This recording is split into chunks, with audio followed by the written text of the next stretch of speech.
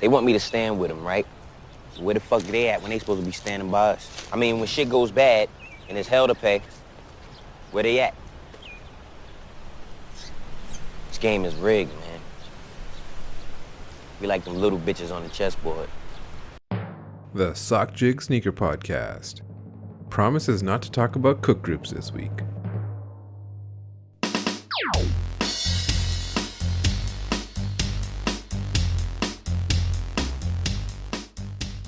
Welcome to the Sock Jig Sneaker Podcast, the only sneaker podcast that actually knows what's going on. I'm your host, Sock Jig. You can follow me on Twitter at SockJig and on Instagram as well. This week, I wanted to return to shorter episodes a bit, so there's only one topic, and that is what's going on with Trophy Room 1s and, all the early pairs out there, and of course, the mystery of the blue laces. Also, Sneaker Guy of the Week returns, but first, let's do on feet and pickups real quick.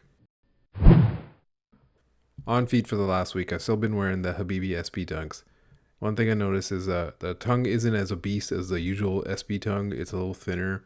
Mostly because it's probably, accounting for the double tongue.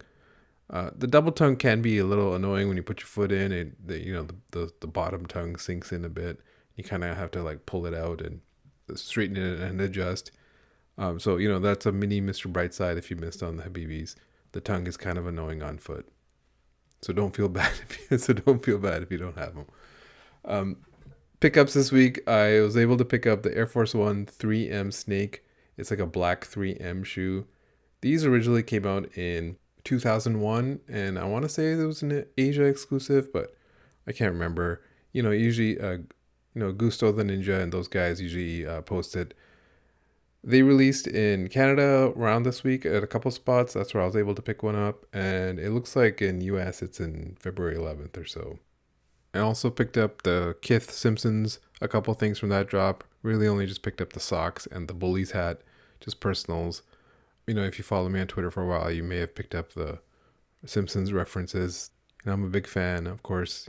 Most fans usually stop at, season 10 or 11 or so. Yeah, I honestly don't even know why I bought the Bullies hat. I have a little buyer's remorse. I have the buyer's remorse. All right, the sneaker guy of the week this week is the random looper who all of a sudden has a full-size run of Trophy Room 1s. He posted on his Instagram stories that he's got all sizes available, and you're like, how'd this guy get a size run? He doesn't run like that. It's like, dude, you work at Starbucks. And of course, it's not an in-hand photo, it's the official stock photo.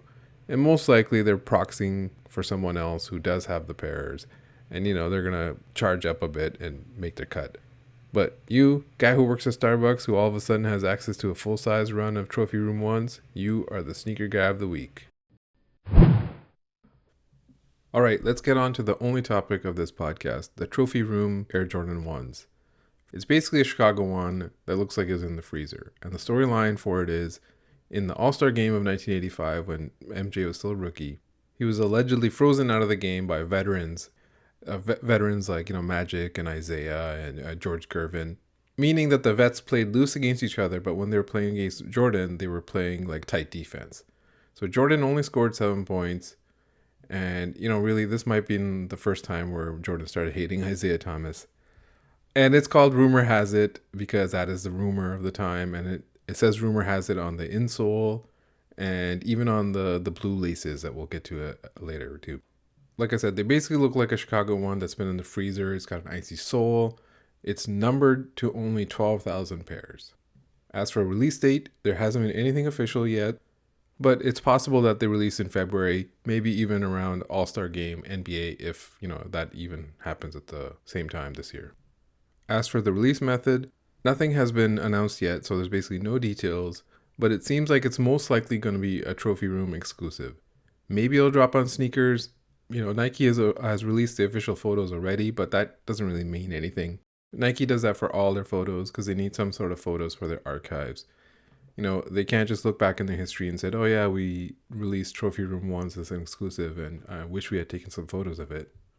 So that's why official photos from Nike doesn't mean that it's going to release on sneakers at all. There's lots of exclusive shoes that have had official photos, some of the Supreme stuff, for example. So the question is, will it go to boutiques? Yeah, honestly, I don't think so. 12,000 is not that many. If it did go to boutiques, like every boutique would get 12 pairs, and no one's going to get those. They're going to be backdoored. So how they will release, the possibilities are either all online, but this is Florida, so it'll probably be a mixture of in-store and online. Let's say 50-50, for example. And I'm going to go through a bunch of examples, and I might always just use 50-50 as a split just because it's easier to do the numbers. And it's definitely possible that this all could all be a raffle, both online and in store. For online, sites like Undefeated and Premier have shown a model of how to do it, but usually when a store has a lot of stock, they don't want to do the hassle of a raffle. So, but we'll get through the stock and all that kind of stuff a little bit later. So let's talk a little bit about the early pairs that have come out. The first early pairs that came out that even Marcus tweeted about, that he said he doesn't even have in hand yet or hasn't even paid for them. Those are early pairs with no box. And most of the time, that tells you that they've been allegedly stolen from Nike's Memphis warehouse. It's one of those things where it's kind of out there that that's what is a possibility, that, stuff gets removed from Nike's Memphis warehouse, allegedly. So anytime you see something with no box, you should be super early, you should be very suspicious of where it came from. Because the other possibility is those early pairs were removed from Nike's warehouse and sent to producers of fakes. So, sent to China or somewhere else that makes these, and they've produced them, and that's where the blurry shots are coming from. Every early pair has a really horrible photo. Sometimes the background's blurred out. It's possible they're blurring out the factory where the stuff is being made, or the Nike Memphis warehouse. But then after that, we started seeing a lot more pairs with box starting to appear. The sneaker guy of the week is the indication of that. I started seeing people on my Instagram stories that, they have all sizes for sale. People that normally don't have this kind of early stuff. There's this photo of a guy who is posing with 300 pairs, and they all had box. So first off, the question is, are they fake? It's definitely a possibility that, with some bozos, it's going to be fake. But I've seen a lot of more reputable people saying that they have pairs on the way, even shown photos on their Instagram. People that I follow on Twitter or Instagram that I've never seen do anything with fake stuff, that have always consistently had early pairs. So on my part, I believe that most of the pairs out there are real. But as a general Instagram commenter or Twitter replier, it's easy to fall into that trap of saying everything here is fake. People don't want to believe that stuff could have been backdoored and these are all legit pairs. Because the question is, why would Marcus backdoor all these pairs? Okay, so let's get into that. Let's get into backdooring here. Okay, first off, a disclaimer. Everything I'm going to say is, let's just say it's a thought experiment. We're in a thought bubble. NBA was in their bubble kind of thing, just like that. We're in a bubble where I'm going to say some stuff about backdooring. I don't have any proof. I don't have a backdoor. Everything is allegedly. So this is just going to be a simple example of what could happen. Okay, so we're in our thought bubble. First off, suppose half the stock has been backdoored. So that means 6,000 for public release, 6,000 for the backdoor. A 50-50 split of the public release, let's say between online and in-store, means 3,000 online, 3,000 in-store. So your chances of getting a pair online, if you live outside of Florida, have gone from, one of 12,000 pairs to one of 3,000 pairs.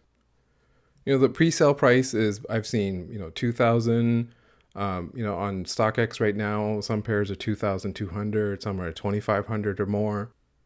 For this example, let's suppose that those sellers got their pairs for $1,000 each, even though they're, charging $2,000. Just like I said, we'll do this 50-50 split just to make it easy.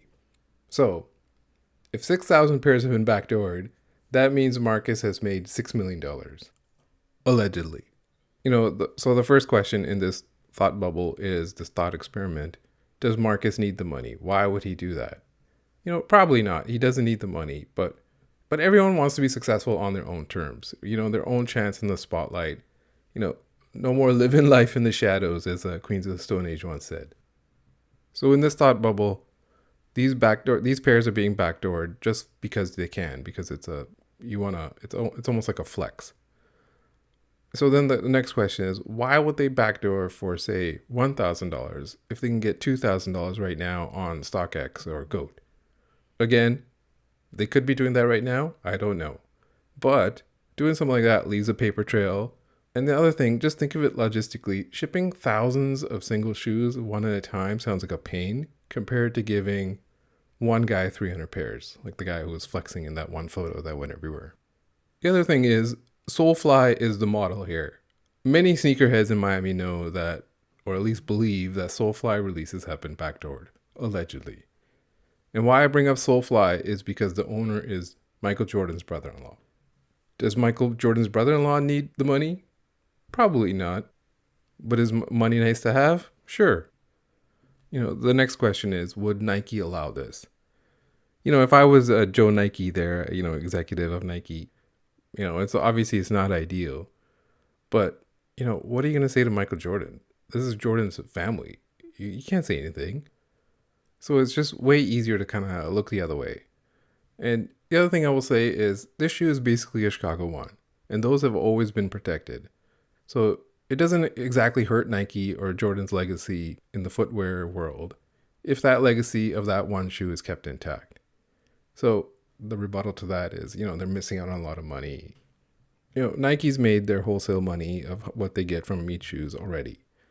And these types of shoes are not about the profits. This is just a blip in their spreadsheets and stuff. They make more selling Monarchs. So this is just sneakerhead shit.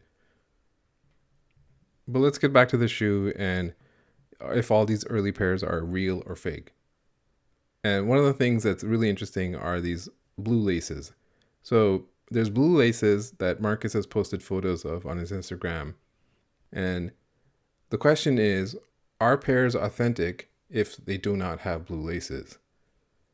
StockX says blue laces are not required. And a lot of people took this as a way to pile on StockX as they are officially condoning unofficial pairs.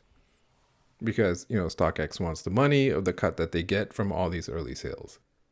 So breaking it down a bit, most likely these blue laces are a trophy room add-on. Obviously no details have been released yet, so it is possible that all these are for in-store only release, or maybe they're only friends and family.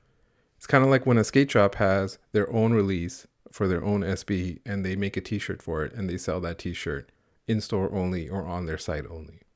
But what's interesting about these blue laces is it actually provides a cover that you could conveniently point to everyone who doesn't have blue laces and say those are fakes because it hasn't been announced yet how it's going to be distributed right now.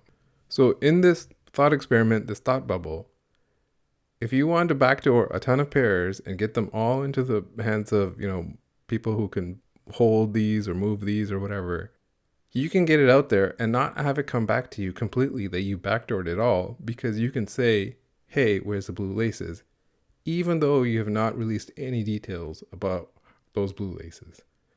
And by the time you do, will people care? Because the official release date will be soon. What I'm getting at is these blue laces as an add-on almost act like a smokescreen in that you can backdoor pairs and say those are not official because they don't have blue laces. And then later on, you can announce, hey, blue laces are for in-store release only or for friends and family only. It's almost like you bought yourself a little window where you can backdoor all you want, but still have a cover out there that, hey, maybe they're fake. Maybe they're real, though. In this thought experiment bubble that we're in. As for the resale price, it's very interesting to, think about where the price will settle at. First off, anyone who is hoping that it would go under 1,000 US is just dreaming. It's just not going to happen. Usually say if pre-sale prices are inflated by 30%, that would mean that this shoe could go as low as, say, 1,500 US. But when you look at this shoe, it's got so much going for it. It's basically a Chicago 1. It's most likely exclusive. Pairs are numbered, and it's a low number. 12,000 is not, 18 or 25 or 30. And what usually happens is once people realize that the shoe is impossible to get, the price shoots up way after, and settles down a bit, when pairs get in hand. But what's interesting here is, what if a majority of the pairs are already in hand because they've been backdoored, allegedly? Basically what I want to say is I want you to think critically about what I've said here and how plausible does it sound. If 3,000 pairs go online and say Shopify drops a new site, following the union or the Noter kind of template, you might have a shot at them. It's possible that, Noter might have released about 3,000 of those dunks in each color. So if you had a chance at those, it's possible you have a chance at these. If there's no bot protection at all, your chances are basically like nil for manual. So in this thought experiment, I said, suppose half is backdoored. But what if it's, 25% is backdoored? Obviously, that means around 9,000 pairs go for the public, and you split that, 4,500 online, 4,500 in-store. Obviously, that means it's definitely more possible. But what if it's the flip? What if 75% of pairs have been backdoored? That means 9,000 pairs are gone. That means 3,000 for public release. And say just a 50-50 split, that means 1,500 for online and 1,500 for in-store. What are your chances then? As Bodie said in The Wire, the game is rigged, man. That's it for the Sock Jig Sneaker Podcast. I'll catch you next time. Thanks for listening. See ya.